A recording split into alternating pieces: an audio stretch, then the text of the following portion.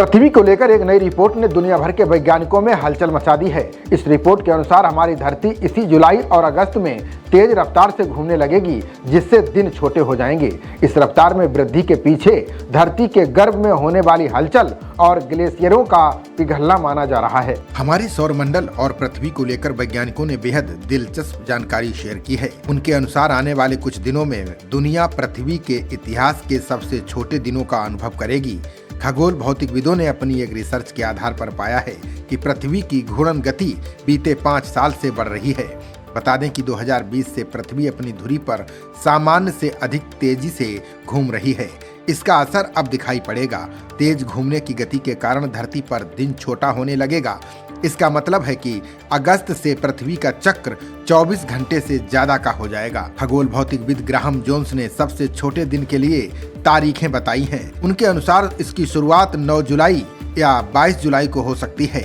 अगर इस दौरान पृथ्वी की रफ्तार तेज नहीं हुई तो अगले महीने अगस्त 5 की तारीख से ऐसा हो सकता है।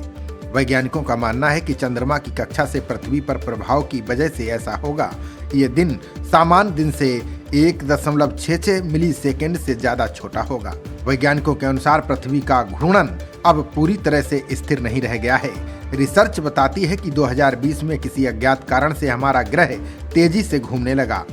2021 में ही मानव जीवन पर इसका असर दिखाई देने लगा था। यहीं से दिन का समय अनवरत घटने लगा था। 2021 में एक दिन सामान्य से 1.47 मिलीसेकेंड कम दर्ज किया गया था। 2022 में ये 1.59 मिलीसेकेंड कम हो गया। इसके बाद 5 जुलाई 2024 को भी दिन का समय कम रिकॉर्ड किया गया। ये सामान्य 24 घंटों से 1.66 मिलीसेकेंड कम था। वैज्ञानिकों का कहना है कि 2025 में 9 और 22 जुलाई या 5 अगस्त से दिन के छोटे होने की शुरुआत होगी। इस समय चंद्रमा की कक्षा पृथ्वी के भूमध्य रेखा से सबसे दूर रहेगी।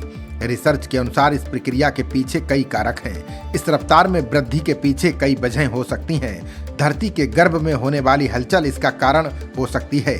इसके अलावा ग्लेशियरों के पिघलने से द्रव्यमान में हो रहे बदलाव की भूमिका निभा सकता है। अल नीनो और ला नीना जैसी घटनाएं भी धरती की चाल को प्रभावित कर सकती हैं। पृथ्वी की इस तेज रफ्तार से वैश्विक समय के कैलकुलेशन में बदलाव की जरूरत पड़ सकती है। हो सकता है कि 2029 में पहली बार एक लीप सेकेंड को कम करना पड़े।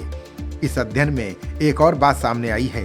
शोध के अनुसार धरती पर साल अपनी धुरी पर 365 से ज्यादा बार चक्कर लगाती है।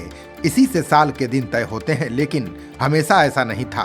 कैलकुलेशन से पता चलता है कि अतीत में धरती को सूरज का एक चक्कर पूरा करने में 490 से लेकर 372 दिन तक लगते थे। वैज्ञानिकों के अनुसार दिन के कुछ मिलीसेकेंड कम होने का सामान्य जनजीवन पर कोई खास फर्क नहीं होगा। अगर ये प्रवृत्ति जारी रही तो करीब 50 अरब साल में पृथ्वी का घूर्णन चंद्रमा की कक्षा के साथ तालमेल बिठा लेगा। तब हमेशा चंद्रमा का एक ही पक्ष दिखाई देगा, यानी इस ग्रह का केवल आधा हिस्सा ही दिखाई देगा। खबरों का सिलसिला जारी रहेगा। देखते रहिए जनप्रवाद। नमस्कार।